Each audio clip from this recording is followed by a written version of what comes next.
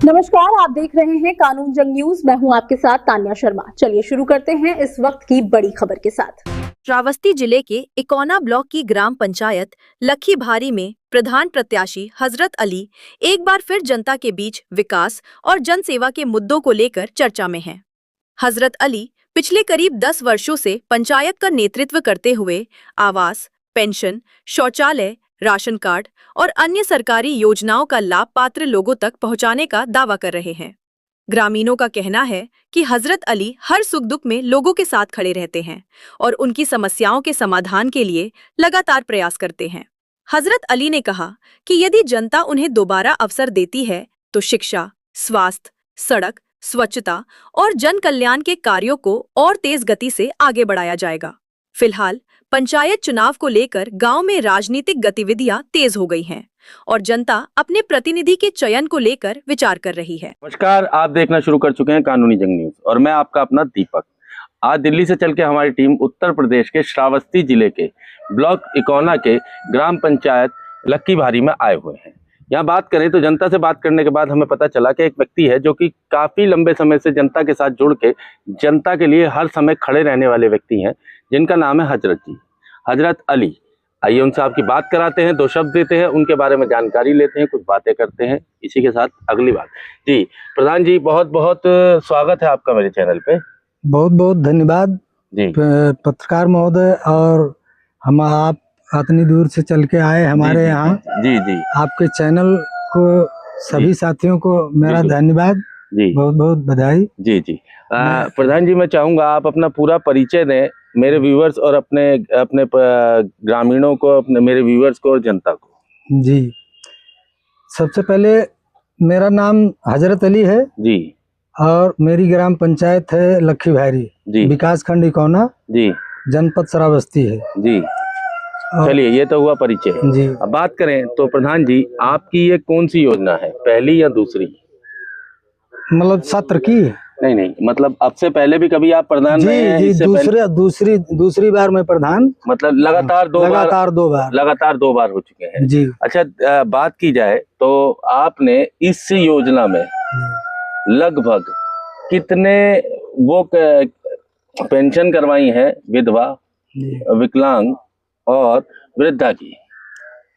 लगभग हमारे यहाँ हमने तो करवाया लगभग 150 पेंशन। अच्छा, नियर अबाउट इस 10 साल के कार्यकाल में या 5 साल के कार्यकाल? 10 साल के कार्यकाल में। 10 साल के कार्यकाल में। और लगभग आवेदित कितने कर चुके हैं, कितने आवेदन जा चुके हैं आपसे? लगभग 20-25 आवेदन जा चुके हैं इस बार में इस समय अब तक इस 10 साल के कार्यकाल में। हाँ, आवेदन जा चुके हैं जो अभी मतलब अप्रूवल तो हो गए हैं। जी जी जी, लेकिन उनका अभी उनके खाते में पैसे नहीं आए हैं। आने शुरू हो जाएंगे धीरे धीरे, क्योंकि सरकार ने आपको एक बार फिर से समय दिया है जनता के साथ जुड़े रहने का, जनता की सेवा करने का। फिर से और मौका मिला है आपको, कम से कम मेरे ख्याल में जब तक अगले घोषणा नहीं होती तब तक आप ही लोग रहेंगे। तो ये देखो सरकार का एक और आपकी तरफ एक अच्छा कदम रहा है, जिससे कि आप जनता को और ज्यादा उनकी सेवा कर सके। बात करें तो आपने CM PM आवास योजना में लगभग कितने आवास करवाए हैं? दोनों सत्र में?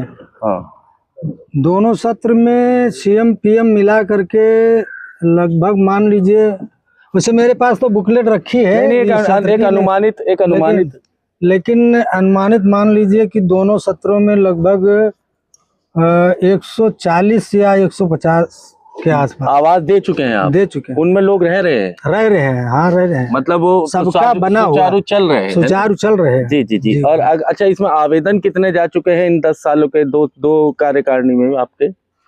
आवेदन इस समय जो सर्वे हुआ है जी पीछे जी, उसमें 133 लोगों का सर्वे कराया गया जी, और जिसमें 10 की 11 लोग अपात्र पाए गए जांच प्रक्रिया में जी, और शायद सुरक्षित हैं जी। बजट आने पर, सरकार द्वारा बजट आने पर जी उनको आवास, मतलब लगभग 123 लोगों को और आवास मिलेगा। हाँ। 140 के बाद। ये बहुत बड़ी बात है कि 10 साल के कार्यकाल में एज को इतनी, जबकि आपकी एज क्या होगी प्रधान जी? उम्र 55-56 साल की उम्र में भी लगभग 10 साल यानी कि 46 साल की उम्र से समाज सेवा में जुड़ा हुआ व्यक्ति 56 साल की उम्र में भी वही जज्बा, वही जोश, वही बेबाकी, ये सिर्फ सच्चे इंसान में होती है। ना कि देखिए जो झूठे इंसान होते हैं वो थोड़ा अटक के बात करते हैं, इनके अंदर कोई अटक नहीं है, हर सवाल का जवाब बेबाकी से दिए जा रहे हैं। अच्छा, अगले सवाल की बात करते हैं प्रधान जी। तो SIR में जो अभी SIR हुई थी, जी जी उसमें BLO के साथ मिलके आपने कार्य कराए हैं? जी जी, हम कराए हैं। हमारा एक भतीजा साथ में था, उसको साथ में जी जोड़े हुए थे। जी और जैसे जितने हमारे हैं आशा हैं जी जी जी और प्रधानाचार्य वगैरह हैं, जी, जी, एएनएम, जी जी जी आंगनबाड़ी कार्यकर्त्री जी जी जी और पंचायत सहायक, मतलब सभी को मिला जुला के आपने पूर्णतः निष्पक्षता से कार्य किया। ऐसा तो नहीं किसी अपने रिश्तेदार के डबल वोट कर दिए हो और बाकियों के नहीं करे हो? नहीं नहीं, ऐसा कुछ नहीं हुआ। सभी वोट सब निष्पक्ष रूप से। बल्कि एक बात और भी कहूंगा, मैं इनकी जनता से भी मिला, जनता से बात करी, तो जनता का भी ये कहना है कि ये मन के ही नहीं, हर बुरे वक्त में जनता के साथ कंधे से कंधा मिला के सबसे पहले खड़े होते हैं और अपने गांव को, अपनी ग्राम पंचायत को परिवार से ज्यादा मानते हैं। क्या मैं सही कह रहा हूँ प्रधान जी? बिल्कुल बिल्कुल सत्य कह रहे हैं। अच्छा, लगभग मैं कोशिश करता हूँ कि संपूर्ण जनता मेरा परिवार ही है। जी जी। और अगर बात करें तो आपने यहाँ पे बारातगढ़ लाने की भी कोशिश करी, लेकिन जमीन के अभाव की वजह से आप बारातगढ़ नहीं ला पाए। ये भी जनता द्वारा भी पता चला, फिर आपने भी इस बात को बताया, जो बात है अभी बताया।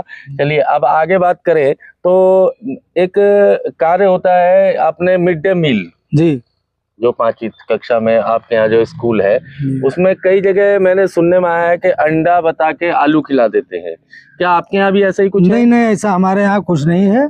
हमारे यहाँ सुचारू रूप से खाना पकाया जाता है जी और बच्चों को खिलाया जाता है। अच्छा, क्या अभी आप भी गए हैं कभी वहाँ देखने बच्चों को क्या खिलाया जा रहा है? बिल्कुल जाते हैं, हर महीने में 2 बार जरूर जाता हूँ। आप खुद भी खाते हैं उस खाने को? जी हाँ, खाते हैं। तो वो पौष्टिक ही होता है? जी जी, मतलब फल फ्रूट भी दे जाते हैं? हाँ, और हाँ, दूध भी दिया जाता है। जी जी जी, और फल भी दिया जाता है। मतलब वो पौष्टिक होता है, जो रूटीन है। जी जी जी, जो मेन्यू है, जो मेन्यू है, मेन्यू के हिसाब से देते हैं, दिया जाता है। चलिए और बात करें तो प्रधान जी, ऐसा कौन सा कार्य है यदि जनता आपको दोबारा चुनती है या दोबारा लाती है, या जैसे आपके कार्य अच्छे रहे या आपको दोबारा से मौका मिलता है, तो ऐसा कौन सा कार्य है जिसे आप सर्वप्रथम करने के पूर्णतः प्रयास कर रहे हैं और वो होने किसी कारणवश नहीं हो पा रहा है? जैसे अगर शिक्षा की बात करें, आपके यहाँ 8वीं और 10वीं के स्कूल नहीं है, तो आप उसके लिए कुछ करना चाहेंगे? उसके लिए मेरी मांग है सरकार से, जी, पहले दे भी चुका हूँ कि जूनियर, कम से कम जूनियर विद्यालय तो होना ही चाहिए। जी जी जी।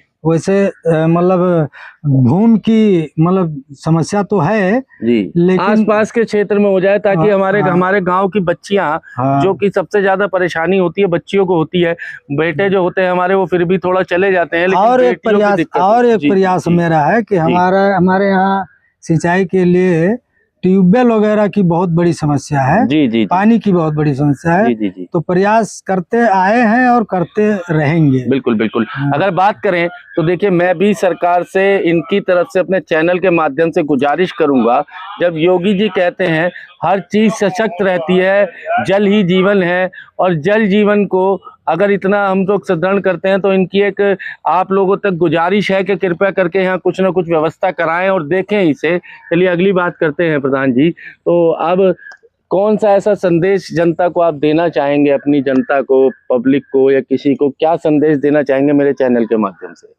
मैं तो ज्यादातर यही संदेश देना चाहूँगा कि हमारे सभी मतलब जनतागण जी अपने सभी बच्चों को जी जी जी चाहे जिस हालात में हो उनको शिक्षा देने का प्रयास करें सभी लोग, क्योंकि शिक्षा अगर नहीं होगी तो भिक्षा भी नहीं मिलेगी। ये बहुत बड़ी बात है प्रधान जी की।